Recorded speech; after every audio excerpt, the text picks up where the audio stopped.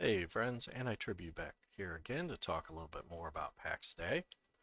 Today I wanted to cover some of the items that are really standing out early on in the game. The game has an absolute plethora of items to choose from, and I'm sure it can be a bit difficult initially to know what is worth equipping. So right now we're looking at the Pax Dei database. If you're unfamiliar with this site, I would definitely check it out. It has just about every single item in the game listed, what the crafting recipe is to produce it or where to gather it, and what mobs it can drop from.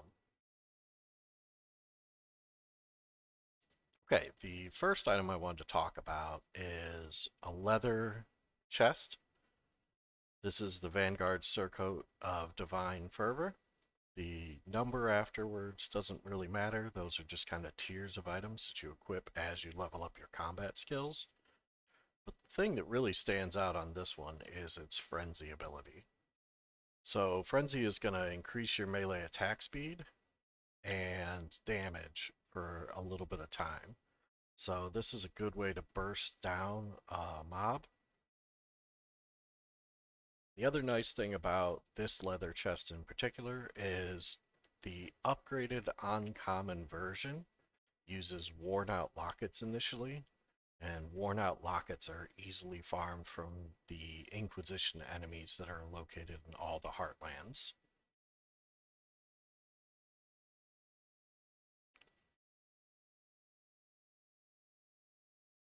And here we are looking at one of the upgraded versions. So you can see this one requires 12 worn out lockets and a rosary of 99 pains. I've been to a lot of different markets in the game, and I'm seeing this one pretty commonly. It looks like the named mob that drops the rosary of 99 pains is not too much trouble to find. Okay, the next one is another leather chest, which is incredibly popular, especially for those who are traveling or gathering often. The Hunter's Jerkin of the Hidden Fang is something that allows you to use a skill called Ambush, where you can essentially become invisible for a very short duration or until you break the invisibility by casting or attacking again. So this lets you disengage mobs out in the open world, and while you're running from a PvP opponent, you're able to use this and blend into the environment. This probably wouldn't be my go-to day-to-day if I was solo, unless I spent the primary amount of my time online just gathering. I think overall the Surcoat of Divine Fervor has a little bit of a leg up with Frenzy if you're going to be doing any combat. The next is probably one of the items in game that I'd consider almost everyone should wear. The Vanguard's Breaches of Holy Strikes. What's really special about this one is the Sacrament of Strife ability it grants. This essentially lets you restore health whenever you deal non-periodic damage to an enemy, and it lasts up to 12 different times. So this is reducing the risk of dying in combat by giving you quick burst heals, and then it is also reducing your downtime between mobs. So the downtime right now for me is probably my biggest problem. I spend a lot of time doing solo combat, and I'll usually spend 20 to 30 seconds after a pull just kind of healing back up to full. Whereas if I had these equipped, I probably would have a much, much faster ramp up back time. But such is the life of a full plate wearer. Okay, so our first heavy armor item in the list is going to be the Herald's Greaves of the Unfallen. Again, the number here is irrelevant. That's just kind of where you're getting in terms of iron, wrought iron, or steel armors.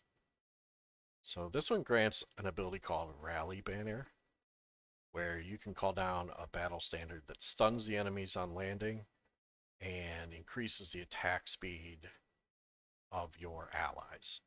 This is a really, really big one for a big burst of damage quick. Makes trash mob pulls absolutely a breeze. Our next item, I really debated whether I put it on this list or not.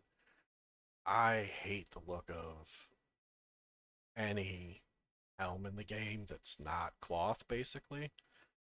So if you're okay looking like you have a bucket on your head, though, Quick Remedy is a really strong spell.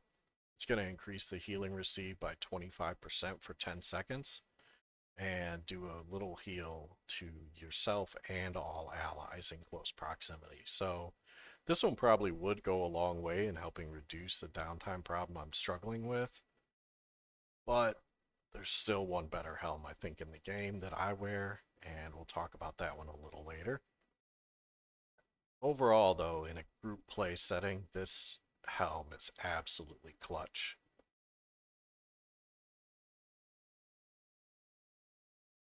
Okay, so the next one is going to be our first weapon on the video. The two-handed spear series is fast. Every time I see someone use one, I get a little bit jealous because, again, I'm going full tank, so I'm using an alternate weapon. But this is quick, it does a lot of damage, it has some incredible chaining abilities in Impaling Strike. You're going to incapacitate your target, causing them to be chained for a short duration. And then Overhook has a giant reach that's going to pull the enemy behind your position. So this could also be a PvP all-star, basically being able to root somebody down and burst them. One of the biggest problems people are having in PvP right now is it is darn near impossible to keep someone where you can kill them. Escaping is just so incredibly easy. The next one is the Battle Axe. This is the big old two-handed axe. Armor Shred on this item is absolutely busted. The ability to reduce the target's physical defense for everyone is, breezing through trash mobs like they're butter, or, during solo play, essentially making it to where you can take things down and have a shorter cooldown period before pulls. Radiant Cleave's got a really nice cleave as well. AoE is really strong in this game. This is what lets you go from being able to take one or two mobs at a time to maybe three or four. Alright, the last weapon on the list is the Bronze Great Maul. So this one is absolutely slow. I really struggle to block with this because the animation is so incredibly slow. But Tempest Command ability lets you essentially pull all enemies towards you, chaining them briefly. So this is a PvP all-star. Your opponents can try to position as best as they want, and you can undo it with one simple spell. As well as during solo play or small group, you can keep the enemies right rooted on you as a tank and make sure that the healers aren't being attacked. Aggro is pretty tough to manage in this game, so this one makes it really, really simple to keep all the mobs where you want them on your tank. Unfortunately, Sword and Shield, it's a great build, but right now at this point, if you're not running with a well-tuned group that's very, very accustomed to each other, I still think the Great Maul is the easiest item to use. And it looks like I failed to pull up my favorite item. So let me get this one loaded. This is the Shepherd's Hairband of Quiet Gaze. So I mentioned I do a lot of solo play, and mobs are often in groups of 2 or 3 out in the world. And this has the ability of Pacify. So it's going to let you basically put a target in a lulled state to where they will not aggro on you unless you get very, very close or openly hit them. So if you've got a 3-man pull, you can pacify one and only get 2, Or if you've got a two-man pull, you've got just one mob to deal with at a time. This also has the hidden benefit of being a really pretty helm in game. There's no giant bucket on your head, you just have a simple band around you. Unfortunately, it does provide very, very little in terms of physical defense, so it definitely has that going against it. But in solo play, this is absolutely clutch. In group play, someone should have this on at all times just to make sure that you can keep trash pulls to what you want.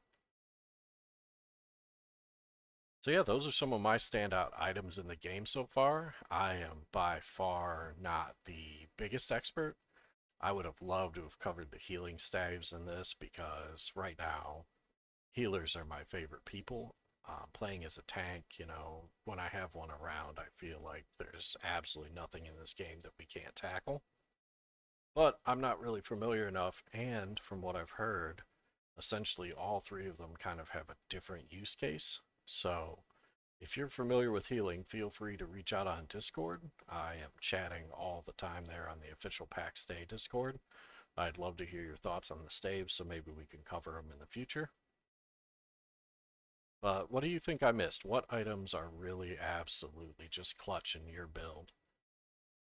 Item builds are something I hope to cover in a future video. It seems like really right out of the gate, you can't go a single class of armor if you want to be most optimal. You're kind of mixing and matching, which I think makes for a really unique experience.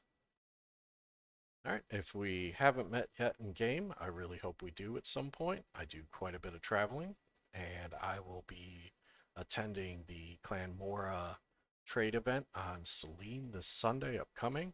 If you haven't checked one out, I definitely recommend you go. It's a great way to move bulk items. I know last time I was up there, Ira Day was kind enough to buy some mass steel and pure iron off of me for a pretty good price. All right, well, take care, and hopefully tomorrow is full of brand new adventures.